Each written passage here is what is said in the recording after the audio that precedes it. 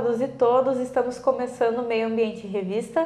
Hoje o nosso tema tem tudo a ver com o meio ambiente, que é a questão da sustentabilidade. Nós já falamos em outros programas sobre isso também, mas sempre tem muito mais conhecimento para a gente falar aqui, muito mais informações. Hoje nós estamos com a arquiteta Bárbara. Ela vai falar um pouquinho sobre a questão da sustentabilidade, também um pouco dentro da arquitetura e também para um olhar maior em relação à sustentabilidade. Então, bem-vinda, Bárbara. Obrigada. É um prazer te receber Igualmente. aqui. Então, antes de tudo, né, eu quero que tu te apresente, fale um pouquinho da tua trajetória enquanto profissional, enquanto estudante também. Eu sou formada pelo Centro Universitário Franciscano, me formei agora em janeiro e estou fazendo especialização pela UFMG em sustentabilidade do ambiente construído, que foi um dos temas que me chamou mais atenção na faculdade. Ela tem essa ligação, então, direta com a construção? Sim, com certeza. A sustentabilidade com relação à construção, eu acredito que a arquitetura tem tudo a ver e acredito também que uma arquitetura de qualidade, ela tem uma ligação direta com a sustentabilidade. Uhum. E por que tu se aproximou desse tema? Por uma inquietação minha, assim. Acredito que é meu dever buscar algumas coisas melhores, fazer um projeto com melhor qualidade. E eu acredito que a sustentabilidade, ela está diretamente ligada à nossa geração hoje, à inquietação da nossa geração de buscar causar menos impacto no ambiente que a gente vive e criar esse ambiente mais passivo mesmo, mais conectado com o meio ambiente, até na conexão com a qualidade de vida, principalmente, né? Sim. Tu teve alguma experiência, assim, no teu processo de estágio, na faculdade, em relação à construção civil, assim, para te começar a perceber, tá faltando isso ou tá faltando aquilo? Com certeza. Uma das coisas que mais me chamou a atenção foi que o fato de, por exemplo, o recolhimento da água da chuva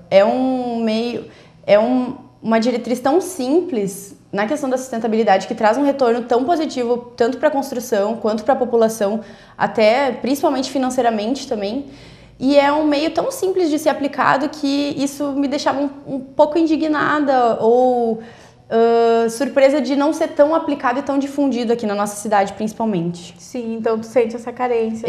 Com certeza. Eu acredito, com certeza, que a gente precisa dedicar um pouco mais a nossa arquitetura para facilitar, trazer as coisas mais dinâmicas para a população. Claro. E seria papel de quem, por exemplo, na questão da construção, pensar essa captação da água da chuva nesse processo da construção do prédio, da casa? Na verdade, assim como nós arquitetos, a gente tem alguns grupos diferentes de clientes. Tem aquela pessoa que vai te contratar para construir a casa dela, mas também tem grupos de investidores e outras pessoas que querem construir um prédio para vender esses apartamentos. Então, na verdade, a aplicação de diretrizes de sustentabilidade, assim como parte do arquiteto, também parte do interesse do cliente. Porque não basta a gente ter essa vontade de aplicar as diretrizes sustentáveis e querer recolher água da chuva, utilizar painel solar para utilizar energia solar.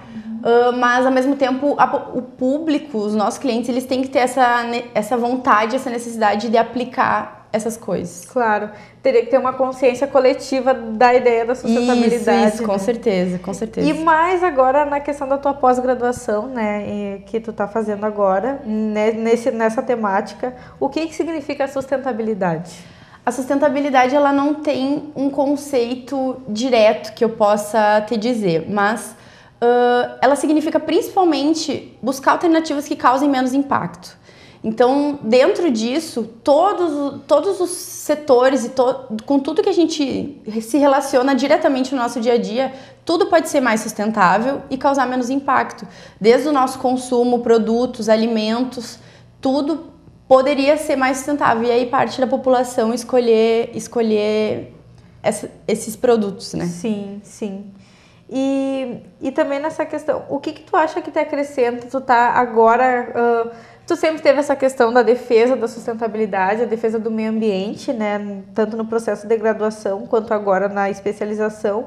Mas o que tu acha que está te acrescentando, tu estar lá estudando essa temática agora mais focado seria, né? Mais direcionado? Sim, a faculdade ela nos apresenta o embasamento necessário para que a gente conheça esse conteúdo, né?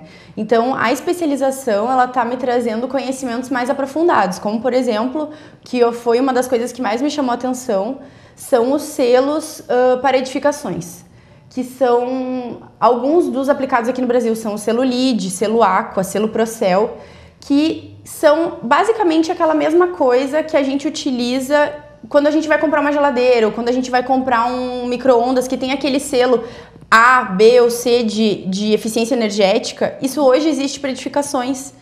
E eu acho isso isso foi o principal que eu encontrei, assim, que a gente já tinha algum embasamento da faculdade, mas agora esse estudo mais aprofundado, me deixa mais curiosa para saber um pouco mais sobre isso. Claro. E quando a gente fala de tudo isso, são informações bastante técnicas, algumas aplicáveis no dia a dia, mas outras mais técnicas. Quais seriam as dicas que tu deixaria para quem quer ser sustentável, pelo menos tomar algumas medidas mais sustentáveis? Para a gente começar a ser um pouco mais sustentável, a gente tem que analisar todo o nosso estilo de vida, porque, como eu estava até falando, a sustentabilidade ela envolve todos os setores da nossa vida urbana.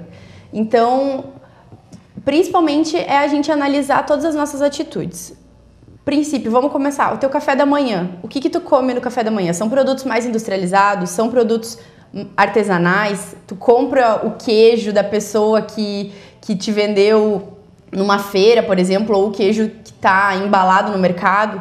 Tudo isso tem... O processo de industrialização de todas essas coisas, ele é muito mais poluente que o processo artesanal, digamos assim. E além disso, todo o nosso dia, por exemplo, o transporte, uma coisa que já está até batida é andar de bicicleta. A nossa cidade tem uma certa dificuldade para conscientizar as pessoas a andar de bicicleta, porque ela tem muitos aclives, assim, a cidade não é muito plana e isso dificulta um pouco, inclusive também por causa do trânsito. Mas algumas pessoas conseguem se locomover de bicicleta. Eu acho que é uma coisa da gente fazer questão de vez em quando. Eu poderia induzir as pessoas a utilizar mais o transporte público, mas na nossa cidade também o transporte público não é tão eficiente como poderia. Mas ainda assim ele consegue suprir algumas necessidades que poderiam me fazer pensar, poxa, posso deixar o carro em casa hoje. Tem um ônibus aqui perto que ele vai direto, tem a cada 15 minutos. Essas coisas são atitudes sustentáveis que nos nos ajudam ao longo do dia a dia. Claro. Agora, até falando da questão do transporte público, uma característica do Brasil é que até, claro, há décadas atrás a gente tinha a questão das vias férreas, né? Muita coisa era feita de trem. Então, numa locomotiva vão 30 vagões, talvez até mais, e hoje nós temos muito mais o transporte rodoviário que faz esse transporte. Os caminhões são principalmente o meio de transporte de vários produtos e da soja, até chegar no porto lá de Rio Grande, a gente vê vários caminhões de soja na época da safra. Então, também são atitudes, né? Se o Brasil se pensasse novamente na questão da estrutura férrea, isso ia ser muito melhor também. Com certeza, um transporte ferroviário ele é muito mais eficiente. E considerando as quantidades de viagens que um ônibus ou um caminhão faria, o transporte por trem, ele pode utilizar de outros combustíveis e ser muito mais eficiente, até principalmente pela questão da velocidade, né, do transporte. Claro. Em relação à água, assim, quais seriam os cuidados que as pessoas poderiam tomar? Isso é um conteúdo que também já é um pouco batido, que desde o colégio a gente estuda, mas a nossa geração hoje ela já tem um pouco mais de consciência com relação à água, de não deixar a torneira aberta enquanto escova os dentes, demorar menos no banho, cuidar na hora de lavar a louça. Uma alternativa que ajuda muito são aeradores que se colocam nas torneiras, que eles aumentam como se fosse o volume da água, mas é um pouco mais ilusório e melhora muito na hora de lavar uma louça, por exemplo, de lavar as mãos. Aumenta a pressão da água, né? Mas fora isso tudo, o recolhimento da água da chuva, como eu te falei, é uma alternativa muito simples para ser aplicada em edificações, que poderia já ser aplicado hoje em dia, né? Claro. Eu li alguma coisa na internet sobre nós captarmos a água que cai dos ar-condicionados, principalmente dos splits, para dar para as plantas. E já li que aquela água que chamam de água cinza, eu acho, que ela também faz bem para as plantas, porque ela não tem cloro, porque ela é a condensação do ar-condicionado. Ela é uma água um pouco suja, assim, que não serve para o nosso consumo, mas nesse caso... Mas para dar para as plantas seria uma alternativa também, com certeza. Né? E em relação à energia, assim, porque a gente pensa, até um tempo atrás a gente via alguns adesivos dos lados das lâmpadas em locais públicos, principalmente, de deixar a luz apagada, de acender a luz só quando precisasse. Como é que as pessoas podem pensar isso na casa delas? Em casa, a gente... Vamos acender a luz só quando precisa mesmo. A pessoa que está construindo a própria casa, ela pode pedir, olha, eu quero muitas janelas na minha casa para utilizar mais da luz natural. Ah, mas vai pegar muito sol. Mas o arquiteto, ele tem esse conhecimento para orientar essas fachadas com maiores áreas de incidência solar para ambientes que precisem ou não dessa incidência, né? Ou então mais áreas abertas mesmo, manter as janelas abertas ao longo do dia. A luz a gente só precisa de noite, trocar as lâmpadas de LED, hoje elas não são mais tão caras e elas duram muito mais, consomem muito menos. Isso é uma coisa que vale muito a pena. Claro, claro. Até quando tu falava da questão também, daí voltando ao que tu estava falando, eu fui pensando, né? Por exemplo, a questão do transporte e da bicicleta. Hoje é um desafio a gente andar de bicicleta na cidade, né? Principalmente, pelo menos aqui em Santa Maria. Às vezes eu ando em Porto Alegre, é diferente, mas algumas ciclovias estão em cima das calçadas. Eles pintaram as linhas em cima das calçadas para tentar dar continuidade, tirando espaço do pedestre, nunca tirando espaço dos carros. Em Santa Maria, diferente, né, e bem mais preocupante, é que a gente, quem usa a bicicleta tem que disputar esse espaço também com o ônibus e com os carros, e muitas vezes é desafiador e até perigoso, né? Como é que hoje tu consegue pensar em Santa Maria uma maneira de introduzir a ciclovia no meio do centro? Teria essa possibilidade? A possibilidade sempre tem, mas o que acontece é que as nossas ruas no centro já são consagradas e já pedem muito movimento. Para que a gente conseguisse aplicar ciclovias no centro, precisaria que todo esse fluxo do centro fosse destinado a outras vias. Então, por isso acaba se tornando muito difícil. Mas as outras vias locais, de repente, tem a possibilidade de ter essas ciclovias. E principalmente o planejamento da cidade, as áreas que não foram povoadas ainda, que são os novos lotes. E isso já tem alguns... a gente já obedece a normas na hora de consagrar um lote, né? Então isso também parte do poder público executar ou fazer essas solicitações. Obrigar que na hora de entrar com o projeto isso já esteja planejado com relação à rua, né? Sim, com certeza. Até então a gente vê assim uma grande importância da gestão estar pensando isso, né? E em relação à prefeitura, governo estadual e federal também. E é uma responsabilidade das pessoas também estarem querendo fazer isso nas suas casas, nas pequenas ações. Até uma questão que tu fala, e a gente percebe isso em várias temáticas que a gente aborda, é a questão da educação. Atualmente, para nós, nas escolas, nós já tivemos a questão da luz, da água, do lixo no chão, mas a gente sabe que isso é uma construção e nossos pais talvez não tiveram isso. E a gente ainda tem a cultura do papel na rua, o papel no chão. E o que tu pensa? Tu acha que a educação ela pode ser uma aliada nessa questão da sustentabilidade? Com certeza. Eu mesma, quando criança, eu já tinha essa inquietação, Deus o livre, já largar um papel no chão, que ficava com a consciência pesada. Essas coisas, a gente, no momento que os professores passam na escola, isso se torna uma nova geração já educada com relação ao meio ambiente. A tu preservar a plantinha que tem na tua casa, a cuidar da árvore que tu passa na rua, não estragar essas coisas, não jogar o lixo no chão, com certeza. Eu acho que a educação é a base para que continue acontecendo esse desenvolvimento sustentável. Claro, isso pode ser feito em várias áreas, não precisa ser só na escola, pode ser no posto de saúde, pode ser no centro de referência em assistência social, onde tiver a população para trabalhar com a temática da sustentabilidade. Na aula de artes, em vários lugares a gente pode com o reaproveitamento dos materiais também, né? Com certeza, que é um ponto importante. E quando a gente pensa o meio ambiente e a sustentabilidade na área da habitação, na área da construção, É um processo caro? É muito caro pensar isso?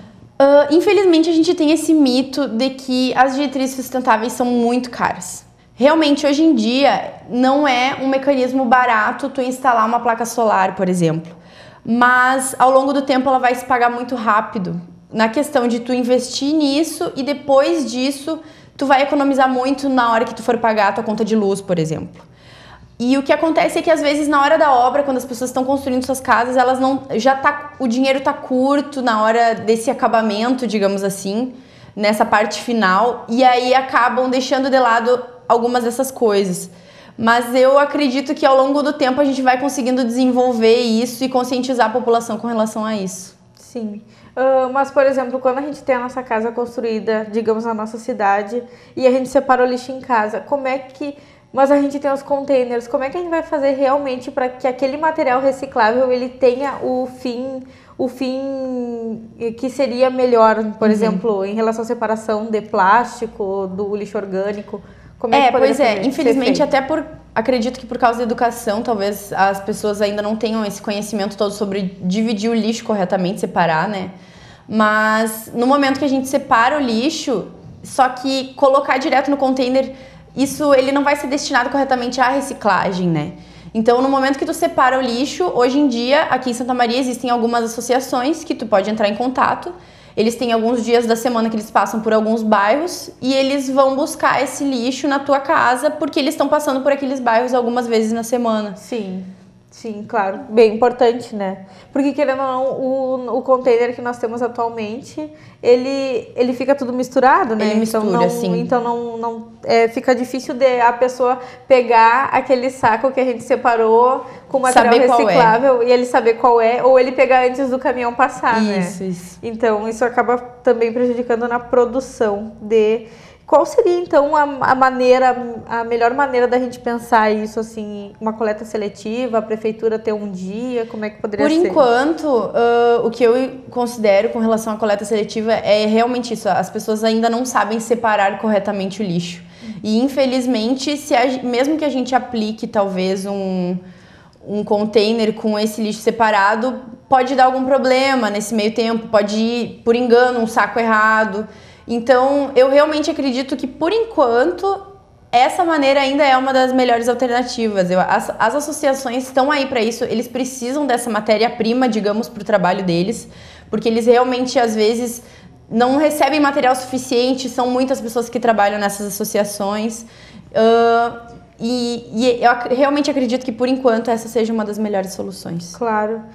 Em relação, voltando um pouquinho do controle de qualidade, os ISOs, assim, tu falou das edificações, nós temos, como é que é esse estudo, assim, do ISO? Hoje, a gente tem no Brasil alguns selos que se aplicam para edificações, né? No caso que eu te expliquei, selo LEED, ISO, Aqua, esse selo ISO, ele é conectado a Procel, o nome dele é Procel Edifica.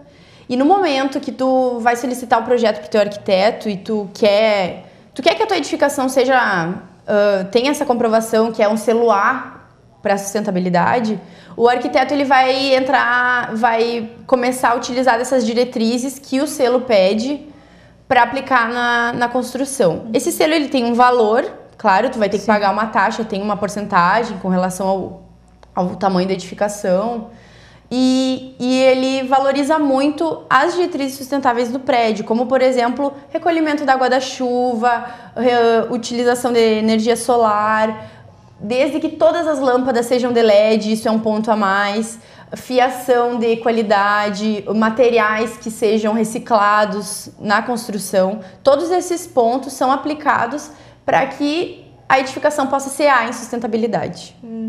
Sim. E, por exemplo, agora pensando na questão da iluminação, né? Nós temos essas alternativas do LED e talvez umas alternativas que gastem menos luz do que aquela lâmpada comum que nós tínhamos, aquela amarela. Não sei o nome da lâmpada, né? Mas, por exemplo, uma coisa, eu até conversei isso com a Jéssica Nicola, que também é arquiteta, e já veio aqui no programa, sobre que é muito mais bonito a gente ter um planejamento da iluminação descentralizado, com as iluminações nos cantos da casa, do que um central. Só que isso pede muitas lâmpadas. Isso não vai ficar mais caro, não vai ser... A gente não vai gastar mais energia, ou tem como na verdade, equilibrar? o projeto lumínico, digamos assim, que tu vai fazer com iluminação indireta, tu vai fazer de qualquer jeito. Ou tu faz a iluminação indireta, ou vai ter os pontos comuns, um ponto ou dois para cada ambiente. Então, isso depende do quanto tu quer investir no ambiente, na ambientação da tua casa. Tu vai acabar utilizando a mesma quantidade de lâmpadas, independente se elas forem de LED ou não, né? Sim, mas daí isso seria a diferença, então, em relação ao tipo de lâmpada que eu usaria. Isso, a diferença principal é com relação ao tipo de lâmpada. Bem legal. Eu queria saber, assim, e do teu processo lá na especialização, lá no... qual é a universidade? Universidade Federal de Minas Gerais. Minas Gerais. Tu percebe, assim, uma movimentação como tendência, essa questão da sustentabilidade, as pessoas discutirem isso cada vez mais? Com certeza. Uma das coisas que eu reparei, principalmente os meus colegas todos, quer dizer, a maioria buscou isso porque o mercado está pedindo. Então, a sustentabilidade realmente ela veio para ficar, assim. Eu acredito que o desenvolvimento sustentável faz parte desse nosso futuro, né? Sim. E para além do mercado pedir, a gente tem que pensar isso, que é um compromisso, né?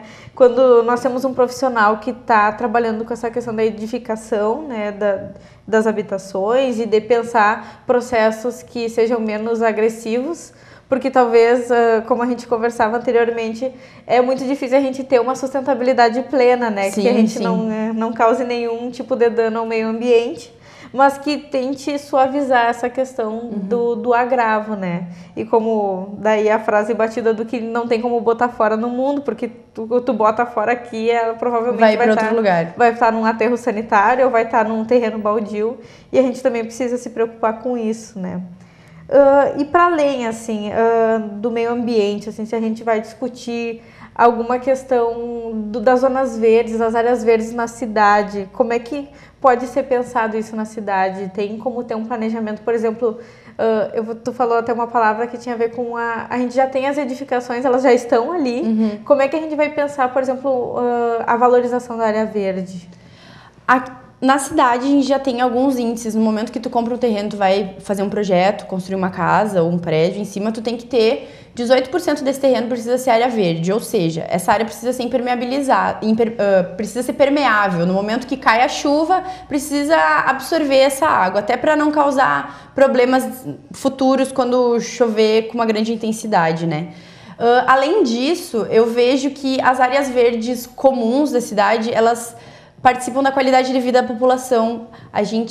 Santa Maria, ela ainda é um pouco carente de áreas verdes públicas. A gente tem alguns parques que a população consegue utilizar, mas parece que precisaria de um pouco mais de investimento dessas áreas de lazer para a população, que é predominantemente estudante e acaba pedindo por isso, né?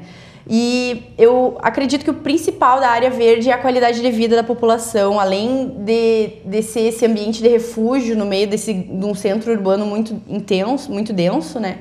A área verde, ela é para a qualidade mesmo de vida da população. Sim. E eu queria perguntar também do teu trabalho final de graduação, que é um trabalho, claro, na minha opinião, eu sou leiga nessa questão, mas eu achei super legal, que é um projeto de um condomínio, né?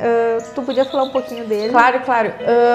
Quando chegou no final da minha graduação, eu queria aplicar um pouco das diretrizes de sustentabilidade, principalmente por causa dessa minha inquietação com relação ao impacto ambiental, né? Com isso, eu acreditei que eu precisaria começar pela habitação, porque eu acho que a habitação é a base da arquitetura e é por aí que a gente tem que começar a aplicar essas diretrizes de sustentabilidade.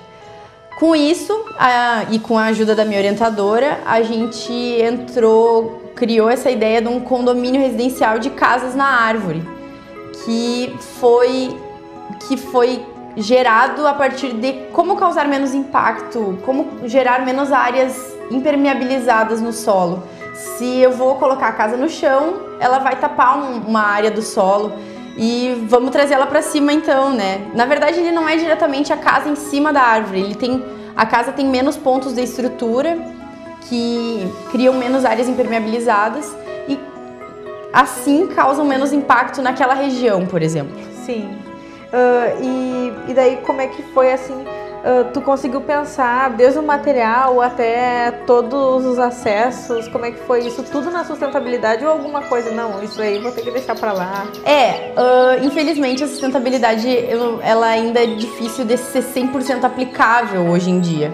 Mas eu tentei buscar todos os materiais que tivessem menor processo de industrialização possível, que fossem da região, porque assim, a gente fala sempre que o material da região, ele polui menos porque ele precisa de menos transporte para chegar até aqui, né? Então, a madeira, pinos que a gente tem aqui na região, pedra, quando necessário, eu utilizei basalto. Todos os materiais, desde o detalhamento da residência, acabamentos da região, isso é uma coisa muito importante para aplicar sustentabilidade numa habitação, por exemplo. Sim. E se as pessoas quisessem ver o teu projeto, teria algum ponto de acesso que elas pudessem... Sim. Hoje tem um vídeo no YouTube, né? Bem legal, para quem quiser ver, é um link muito legal. É uma proposta totalmente diferente. Quando eu pensei uma palafita de 4 pontos e a ideia é totalmente diferente. Para quem quiser conferir, vai ser bem legal. Hoje nós conversamos com a Bárbara, ela é arquiteta e está fazendo uma especialização em sustentabilidade, que é algo muito importante quando a gente pensa em meio ambiente. Nós desejamos o maior sucesso para a Bárbara e nós voltamos no nosso próximo programa.